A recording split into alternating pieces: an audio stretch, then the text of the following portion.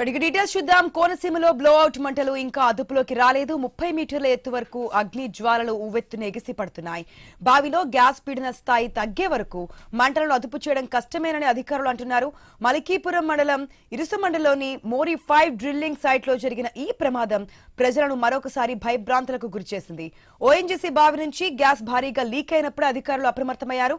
2100 మంది జనాభా ఉన్న ఇరుసుమండ గ్రామాన్ని ఖాళీ చేయించి ప్రజలను సురక్షిత ప్రాంతాలకు తరలించారు. అక్కడి పాఠశాలను మూసివేశారు. లక్కవరంలో 3 చోట్ల పునరావాస కేంద్రాలు ఏర్పాటు చేసి భోజన వసతి కల్పించారు. Collector Mahesh Kumar, SP Rahul Meena, MP గంటి హరీష్ మాథర్, ఎమ్మెల్యే దేవ వరప్రసాద్ ఘటనాస్థలానికి వెళ్లి పరిశీలించారు. ఇరుసమండ బ్లోఅవుట్ నష్టం 100 కోట్లలో ఉండొచ్చని అంచనా వేస్తున్నారు.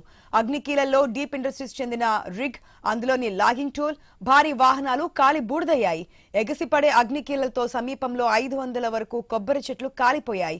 పంటలు, ఆక్వా సాగుకు భారీగా నష్టం వాటిల్లినట్లు స్థానికులు చెబుతున్నారు. ఇక బ్లోఅవుట్ నేపథ్యంలో అందులో గ్యాస్ నిల్వలు 20 నుంచి 40 వేల క్యూబిక్ మీటర్ల వరకు ఉండొచ్చని సంబంధిత అధికారులు అంచనా వేశారు. 24 గంటల్లోగా మంటలు అదుపులోకి రాకపోతే బావి మూత ద్వారా అరికట్టేందుకు సంబంధిత బృందాలు చర్యలకు సిద్ధమవుతాయి. ఇక మంటలను ఆర్పేందుకు దగ్గరలో ఉన్న గూడపల్లి 1 కాలువ నుంచి నీటిని మళ్లించేందుకు ఏర్పాట్లు చేస్తున్నారు. ఇరుసమండలో బ్లోఅవుట్ సమాచారం తెలిసిన వెంటనే ఓఎన్జీసీతో పాటు అగ్నిమాపక శాఖ అప్రమత్తమైంది. మంటలు అదుపు చేయడానికి అగ్నిమాపక శాఖ 2 అడ్వాన్స్డ్ వాటర్ టెండర్లతో సహా మరో 4 అగ్నిమాపక వాహనాలను కూడా అందుబాటులో ఉంచింది. 8 మంది అధికారులతో కూడిన 50 మంది సిబ్బంది ఘటనాస్థలానికి చేరుకుని సహాయక చర్యల్లో పాల్గొన్నారు. ఓఎన్జీసీ కూడా advanced water tender, multipurpose water tender, మరో వాహనంతో 20 మంది అధికారులు, 60 మంది ఫైర్ సిబ్బందిని బ్లోఅవుట్ ప్రాంతానికి పంపించింది. వారికి అదనంగా మరొక 20 మంది ఇంజనీర్లను నర్సాపురం యూనిట్ నుంచి పంపించింది. వీరంతా ఘటనాస్థలంలో ఉంటూ ఎప్పటికప్పుడు పరిస్థితులను సమీక్షించి ఉన్నతాధికారులతో చర్చిస్తున్నారు.